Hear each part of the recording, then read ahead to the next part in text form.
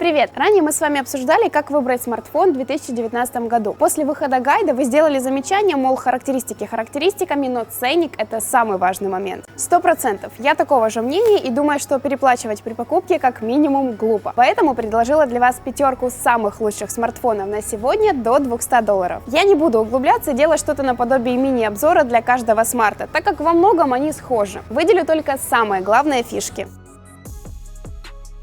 Казалось бы, что можно взять от смартфона со стареньким чипом, небольшим объемом ОЗУшки на 2 гигабайта и HD разрешением экрана? А все же есть у него свои тузы в рукаве. Лично я сейчас не нахожу еще какого-то смартфона с широкоформатным Super AMOLED экраном за $170. Он реально такой единственный на рынке. На практике это крутые углы обзора, максимально насыщенная и контрастная цветопередача, а также неизменный глубокий черный. Этот факт плюс невысокое HD разрешение дают нам вкупе классную автономность. На одном заряде смартфон пашет больше одного дня. 9,5 часов просмотра YouTube с максимальной яркостью уже чего стоит. Кроме прочего, у Galaxy J6 есть не 2, а 3 слота для одновременного использования и второй симки, и карты памяти. И мой дополнительный субъективный плюс – лавандовый цвет корпуса. Уж очень он приятный глазу.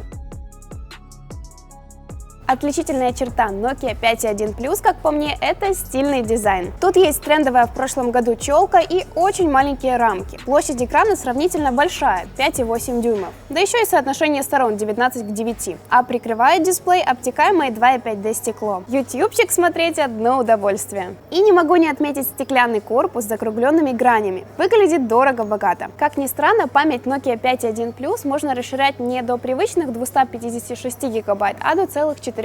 Здесь установлен достаточно производительный процессор MediaTek Helio P60. Вообще, лично у меня MediaTek не вызывает особого восторга, но именно эта платформа оказалась удачной. Это их первый чип с блоком для работы с искусственным интеллектом. Поиграть на 5.1 Plus можно. Не так, как во флагманах, конечно, но на уровне среднего сегмента точно. Из преимуществ выделю еще чистый Android One. С его помощью мы получаем быстрое и своевременное обновление системы. Меня в этом смартфоне радует большой выбор ручных настроек камеры, поддержка HDR, эффект глубины на снимках и фазовый автофокус основного модуля.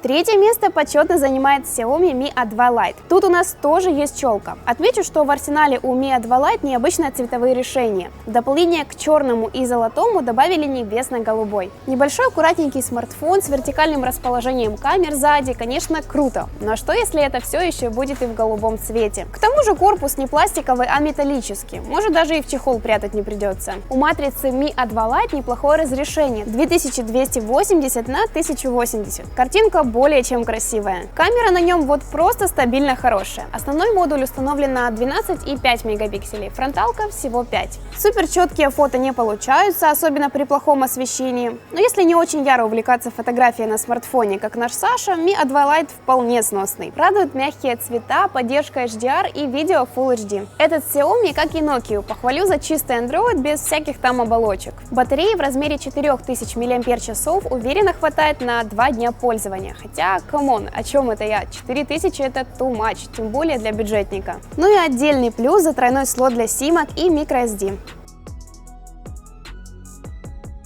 Чем мне нравится Huawei P Smart, так это снова такие дисплеи. Тут есть все, что необходимо для комфортного просмотра видео, фото, серфинга соцсетей и браузинга. Это Full View экран с соотношением сторон 18 к 9, IPS-матрица с хорошим разрешением Full HD+. Да и плюс к тому, смартфон приятный на ощупь, уверенно лежит в руке. Как для 2019 года, рамки могли бы быть и тоньше, но в целом неплохо. P Smart начинен производительным Kirin 659, который в тесте Antutu набирает примерно 66 тысяч очков. Оболочка Emotion UI 8.0 в пользовании приятная и понятная. Для повседневных задач и нетребовательных игр самое оно. Если говорить о камере, то здесь установлен неплохой сенсор. Фото у Huawei P Smart при хорошем освещении получаются достаточно четкие и яркие. Эффект боке тоже присутствует. Фича для селфи Face Beauty неплохо работает над картинкой уже после съемки. Видео Full HD еще один плюс в карму. И да, NFC тоже есть. По-моему, как для бюджетника получился удачный набор.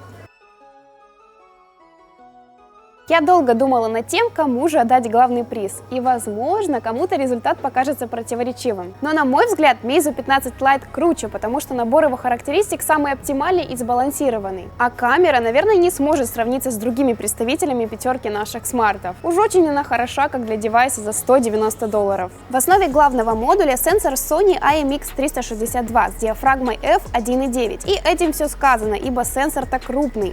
Очень быстро, как для бюджетника, работает двойной фазовый автофокус, а фронтальная камера на 20 мегапикселей с диафрагмой f2.0 и поддержкой искусственного интеллекта может сделать действительно красивые, детализированные и яркие селфи. И плюс к тому в 15 Lite отлично работает сканер лица. 626-й Snapdragon на борту тянет игры даже с высокими требованиями, хоть и при низких настройках. На оперативную память Meizu не поскупилась и выдала нам не стандартных 3 гигабайта, а уже 4. Встроенная, как обычно, 32 гига и, естественно, с возможностью расширения. Батарея всего на 3000 мАч, но с помощью технологии M-Charge заряжается быстро. Кстати, разъем тут не micro-USB, а Type-C. Meizu 15 Lite отходит от стандартов рынка, и здесь нет уже соотношения экрана 18:9 или модного выреза, как у iPhone X, а сканер отпечатка пальца находится на лицевой панели. Лично меня 15 Lite очень привлекает внешне. Все элементы корпуса абсолютно симметричны и лаконичны, а боковые рамки у него просто ультра тонкие. На этом все. Пишите в комментариях, что думаете по поводу подборки, а если это видео помогло вам лучше сориентироваться среди множества смартфонов, ставьте лайк, подписывайтесь на наш канал и жмите колокольчик. Не забудьте посмотреть другие наши видео, где мы рассматриваем ключевые моменты при выборе смартфона и монитора. Пока!